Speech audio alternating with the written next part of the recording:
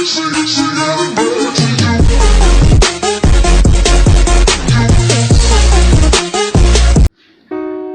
hari ini bagi kalian yang belum subscribe, silahkan subscribe channel ini karena channel ini akan menginformasikan kalian tentang informasi-informasi ketarunaan baik dari segi pendaftaran, pengalaman, dan kegiatan apa saja yang akan ada ketika kalian masuk di dunia ketarunaan. Oke, jadi jangan lupa untuk subscribe karena subscribe itu juga gratis, dan jangan lupa untuk klik lonceng sebagai notif apabila kakak atau saya upload video, kalian akan tahu secara langsung. Oke, baik, hari ini saya akan memberitahukan sesuatu bahwa si pencatar bulan April atau Mei akan segera dibuka, baik itu jalur Polbit maupun jalur reguler.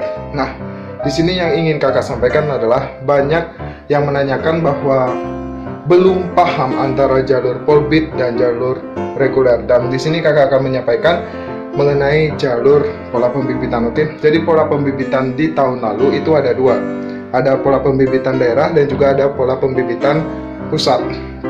Nah, jadi di sini kakak ingin menyampaikan perbedaan tersebut. Apabila pola pembibitan daerah, kalian nanti akan ditempatkan di daerah kalian masing-masing. Tentu domisili kalian harus ada, atau daerah kalian harus ada bahwa daerah kalian itu sudah melakukan MOU, oke, terhadap kampus-kampus yang ada di sekolah perhubungan tentunya. Kemudian yang kedua itu ada jalur pola pembibitan pusat. Nah, kalau pola pembibitan pusat ini kalian harus siap untuk ditempatkan di mana saja nanti, oke? Baik, di video kali ini saya akan membahas tentang apa perbedaan dari jalur Polbit dan juga jalur reguler sekolah Kementerian Perhubungan, oke? Nah, saya sendiri merupakan alumni dari Politeknik Keselamatan Transportasi Jalan Tegal, angkatan 4 D4 Manajemen Keselamatan Transportasi Jalan, dan angkatan 25 untuk PKTJ dimulai dari awal berdirinya sebelum namanya PKTJ, oke?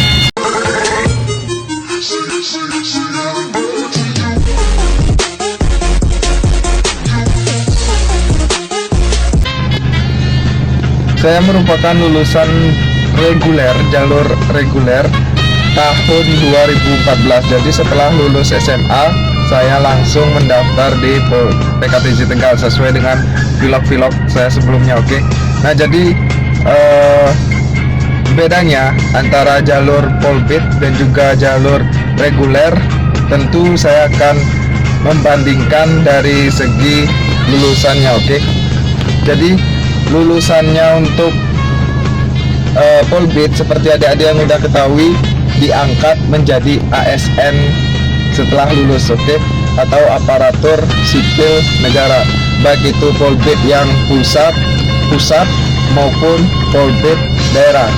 Nah, apabila Polbit daerah, tentu adik-adik akan ditempatkan kembali di daerah tempat adik-adik mendaftar, sedangkan Polbit pusat tentu nanti akan ditetapkan oleh pusat penempatan adik-adik nanti, entah di mana, bisa di kementerian atau di tempat lainnya seperti balai atau seperti BPTJ. Nanti adik-adik juga bakal tahu setelah diadakan penempatan. Nah, untuk jalur Polbit ini dalam tesnya pun juga berbeda dengan reguler. Untuk Polbit itu ada SKD sebelum ada TPA. Jadi SKD itu sering disebut juga TKD, tes kompetensi dasar. Nah, itu biasanya dilakukan untuk orang yang mendaftar CPNS. CPNS juga melakukan hal tersebut dengan menggunakan CAT, SKD, CPNS. Nah, jadi bedanya yang pertama itu adik-adik tentu kalau Polbit ada SKD, setelah SKD baru TPA. Sedangkan reguler itu langsung TPA. Nah, itu. Kemudian untuk segi pendidikan sih kakak rasa sama, hanya beda di lulusan. Kalau Polbit seperti yang sudah kakak bilang itu udah ibaratnya 50% sudah milik negara ya, tinggal kalian menunggu prajabatan. Nah, sedangkan untuk reguler ini untuk lulusannya nih memiliki peluang besar untuk kerja di swasta maupun BUMN. Nah, itu yang reguler. Kalaupun ingin menjadi PNS, ya seperti kakak ikut tes CPNS lagi. Jadi setelah kita pendidikan, kita ikut seleksi CPNS lagi, dan saingannya pun juga tidak hanya kita, tapi orang umum pun juga bisa masuk. Nah, itu bedanya yang paling mencolok antara polbit dan reguler. Tapi tidak menutup kemungkinan adik-adik untuk bekerja di swasta maupun BUMN, karena teman angkatan kakak maupun senior juga udah banyak yang kerja di BUMN maupun swasta. Contohnya ya Pertamina, kemudian ada Damri, ada PPD, pokoknya angkutan transportasi baik swasta maupun BUMN. Nah, itu salah satu contoh bagaimana reguler itu tidak hanya mencakup lingkup ASN, aparatur sipil negeri, tidak. Kita bisa bekerja di swasta maupun BUMN. Nah, jadi bedanya yang paling mencolok, yang pertama yaitu tes, kemudian yang kedua dari segi lulusan. Nanti jalurnya kemana, ranahnya kemana, itu tentu berbeda. Nah, untuk pendidikan kakak rasa sama, karena seperti yang kakak lihat adik-adik kakak, baik itu polbit maupun reguler ataupun mandiri, itu pendidikannya sama, oke? Tidak ada bedanya. Nah, jadi ya kalau bisa, kalau kakak jujur ingin berkarir di pemerintahan, jadi ya harus mau tidak mau kita harus PNS dulu. Nah, untuk adik-adik bisa dicoba, karena jalur polbit maupun reguler itu pendaftarannya tentu berbeda. Tentu polbit lebih dulu, kemudian reguler. Kalaupun ada mandiri tahun ini, mandiri itu setelah reguler biasanya. Nah, jadi ya kesempatan pertama itu harus adik-adik manfaatkan di jalur polbit ini, karena benar-benar apabila adik-adik sudah bisa mencapai tahap passing grade dengan kriteria yang ditentukan dan adik-adik lulus pada tahap SKD, dipastikan adik-adik memiliki peluang besar untuk lolos menjadi taruna sekolah perhubungan.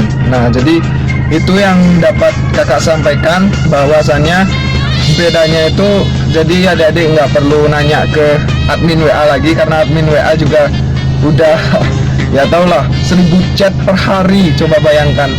Jadi ya itu gambaran secara umum perbedaan jalur polbit dan reguler. Untuk biaya kakak tidak berani menyebutkan karena ini bukan wewenang kakak. Jadi untuk biaya mungkin nanti setelah adik mendaftar pasti akan tahu biayanya berapa, karena nanti akan dicantumkan, oke? Mungkin itu aja yang dapat kakak sampaikan. Semoga sukses di Pencatar tahun 2019. Peace.